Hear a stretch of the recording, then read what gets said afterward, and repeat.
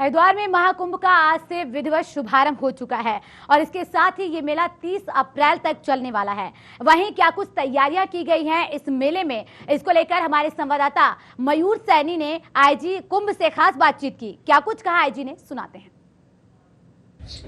Kumbh Mela IG Sanjay गुंजाल जी मेरे साथ इस समय मौजूद है। सर, आज विधि पूर्वक कुंभ मेले की शुरुआत हो चुकी है, हर की पैड़ी में पूजा अर्चना की है, किस तरह की व्यवस्था रहेंगी?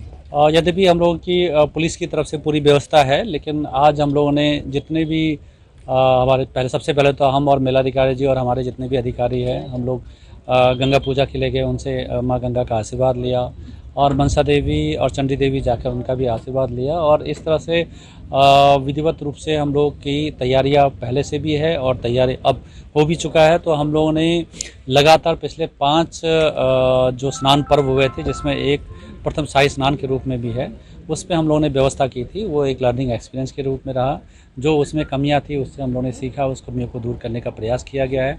अभी जो हमारी टोटल व्यवस्था है उसमें अप्रैल माह में 6 मुख्य डे रहेंगे, जिसमें कि सेकंड और थर्ड शाही स्नान के रूप में 12 और 14 को रहेगा, जो कि बहुत बड़ा चैलेंज है। और जो कोरोना की स्थिति है उसको देखते हुए चैलेंज और बढ़ गया है, क्योंकि संक्रमण की दर तेज़ी से बढ़ रही है। और गवर्नमेंट ऑफ इंडिया के द्वारा ऑलरेडी एक SOP यहाँ पर कुंभ के दृष्टिगत जारी किया गया, तो उस SOP का अनुपालन कराने में उत्तराखंड पुलिस और विशेषकर हमारे जितने भी बाकी विंग्स है, जैसे हमारे हेल्थ और मजिस्ट्रेट्स, वो भी लगे हुए हैं। सर, एक छोटी भ्रमित की स्थिति बनी हुई है। जो स्थानीय जो लोग होंगे, जो आसपास के जो लोग हैं, वो कहीं ना कहीं क्या RCP की रिपोर्ट लेके आएंगे?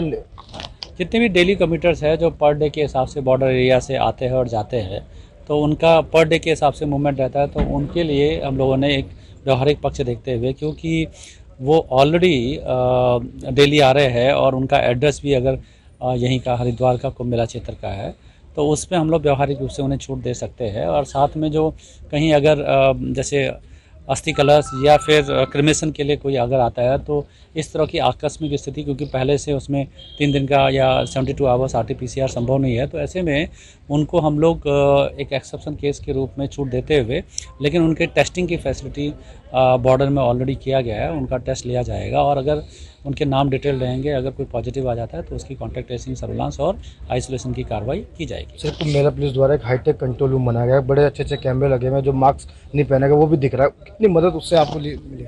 देखिए, परंपरागत पुलिसिंग के साथ साथ आधुनिकतम पुलिसिंग का समन्वय किया गया है और कुंभ मेला पुलिस व्यवस्था में हम लोगों ने एक काफ़ी हाईली सोफिस्टिकेटेड कैमरे और उनमें आर्टिफिशियल इंटेलिजेंस का सिस्टम भी फीचर्स लगाया गया है। उसमें अगर कोई बिना मास्क के भी आता है तो उसको डिटेक्ट करने का, या कहीं भीड़ बहुत ज़्यादा हो जाती है तो उसको, और कोई अनअटेंडेड सामान हो या फिर वन वे सिस्टम को अगर ब्रेक कर रहा है, तो उसके फीचर्स इस तरह से लगाए गए हैं कि वो कैमरे के माध्यम से अलर्ट जनरेट होगा और वहाँ संबंधित ड्यूटी स्थल में बताया जा सकेगा, जिससे कि कमियां दूर की जा सके। सर, मेरा एक आखिरी सवाल, 12 अप्रैल को शाही स्नान होना है, कितने श्रद्धालु आने की उम्मीद है? बॉर्डर पर किस तरह की व्यवस्था है और TV इंडिया के माध्यम से आप लोगों को क्या संदेश देना चाहते हैं? देखिए, 12 और 14 को क्योंकि बहुत बड़ी संख्या में लोग आएंगे, तो ऐसे में मैं चाहूँगा जो ट्रैफिक मैनेजमेंट का या डाइवर्जन है और जो SOP है उसका पालन करें। और मैं आपके TV के माध्यम से यही संदेश और अपील करना चाहूँगा कि संक्रमण दर क्योंकि बढ़ रहा है, तो स्वयं संक्रमण से बचे और खुद संक्रमण का कारण न बने